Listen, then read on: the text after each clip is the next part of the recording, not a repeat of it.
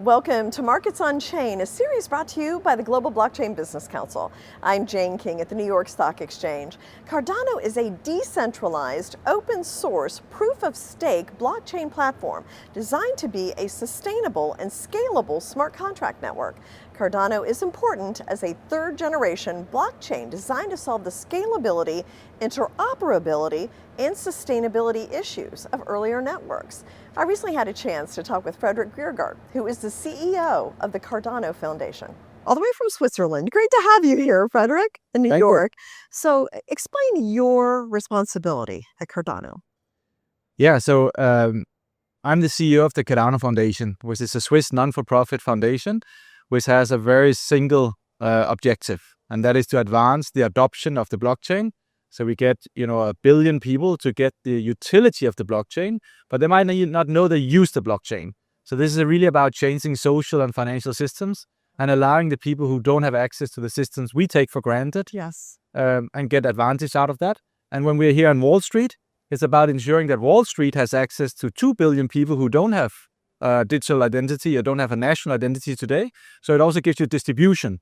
So it's really about leveling the playing field and ensuring that, we have an equitable future ahead of us. Oh, so make that argument to me. Why should more people be on the blockchain? What's the benefit?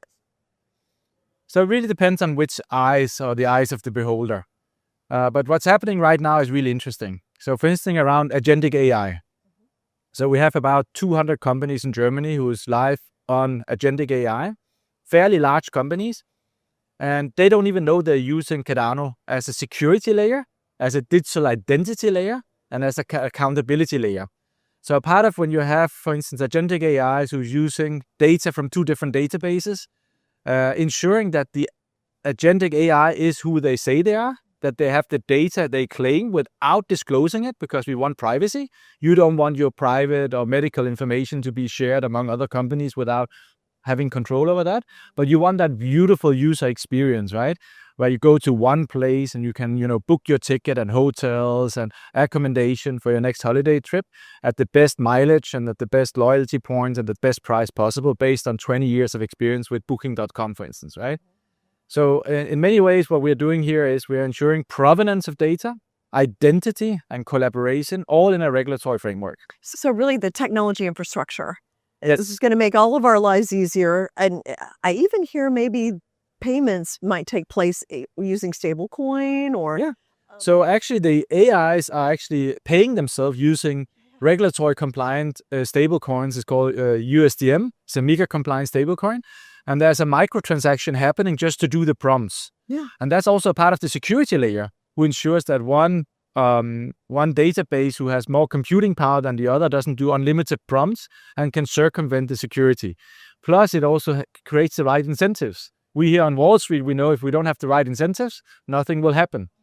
And so I think this is definitely the next generation use of stablecoins. So not just to settle institutional flow on the blockchain, but really to allow an AI agent to have a bank account, right? A crypto wallet, and be able to use that even in a TradFi world today. It's fascinating where this is headed. Now, you're in Europe. How would you describe what's happening there in terms of payments, stable coins, blockchain versus what you're seeing in the US? So I believe that, the Genius Act was really good, right? It really brought the US up to sort of a MiCA standpoint of the European Union. But the Genius Act actually goes one level beyond that, right? You can really create that clarity. And we saw now that there is actually a boom in exchanges and stablecoins, in the US.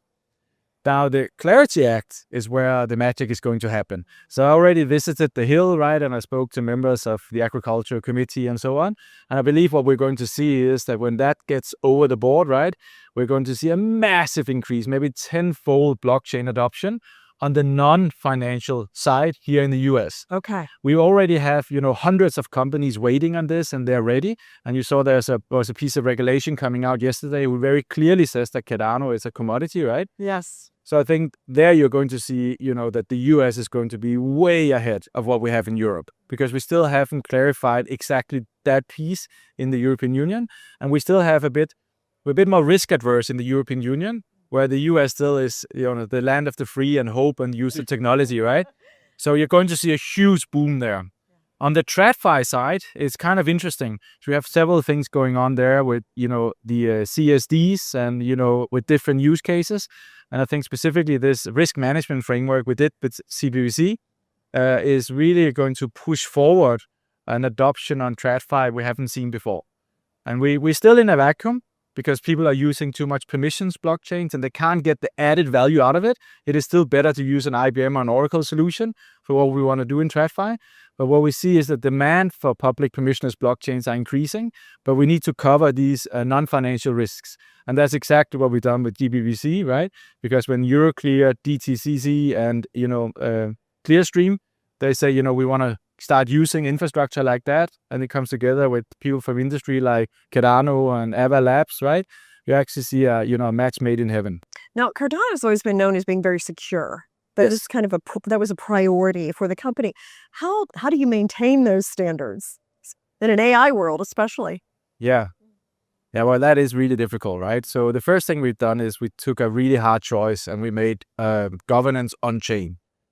Right, so a lot of these so-called blockchains who say they're decentralized and distributed, it turns out that there's one or two founders who has some magical keys or who has access to change certain repos, right? And what we've done is we basically put everything on chain.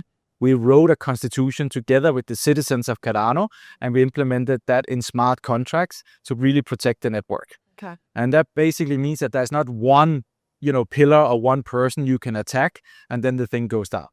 Secondly, our network infrastructure combined with what's called EUTXO is really, what you see is the largest distributed decentralized network in the world, which is working in a first level quantum secure environment. Now, we still don't know exactly what's going to happen with quantum security. I'm just going to ask about that. Because it really depends, right?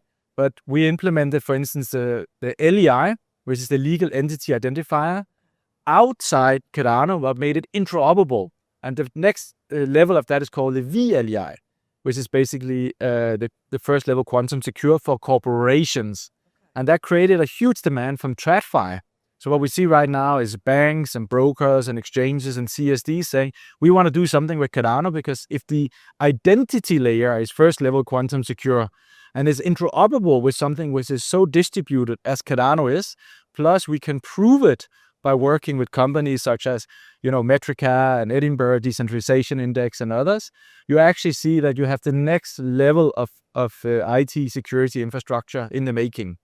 And what we then need to cover is that you have these risk mitigation frameworks of the current and the past. We now need to fit that together with the same language and the same standards, but match the new environment where you have, the cost of deploying an agentic AI or an AI against you becomes close to zero. And that means that now it's a game of provenance, it's a game of attack vectors. So there's a new type of attack vectors, and it's a game of being able to take the velocity down of the attacks, that you can be close to instant, that when you have a situation of a breach, that you can press a button and you know it. So IBM came out with a really interesting research paper, right?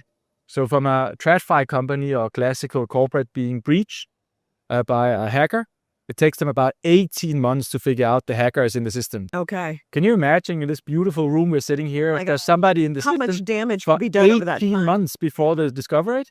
And the beauty of blockchain, specifically Cardano and the VLEI standard, who's based on something called ACDC and carry, is that you can basically measure the attackers. So you can basically track these kind of vectors by a certain cryptographic way. Oh, fascinating. And that's enough of an argument for blockchain in itself, but then there's all these other payments and every tokenization. Now, Cardano Foundation is a core contributor to the recently released Capital Markets Risk Mitigation Framework, RMF. So how does the framework account for differences in operational risks for financial institutions employing permissionless blockchains? Yeah, so this is the first comprehensive framework made between, different industry participants, consultants, and regulators, who really speaks about how do we look at public permissionless blockchains as critical public infrastructure, and how do we create a taxonomy, and how do we create a framework where we can start talking the same language and starting to risk mitigate the differences there is on that type of infrastructure compared to the classical infrastructure we have today, where normally we put it back into what's called a SOC 1 and a SOC 2 risk mitigation framework. But that's simply not possible when you now have unidentified mining pools who's a part of the security layer. So what it really talks about is non-financial risk and how you as a market participant or a regulated market participant can use this type of infrastructure going forward.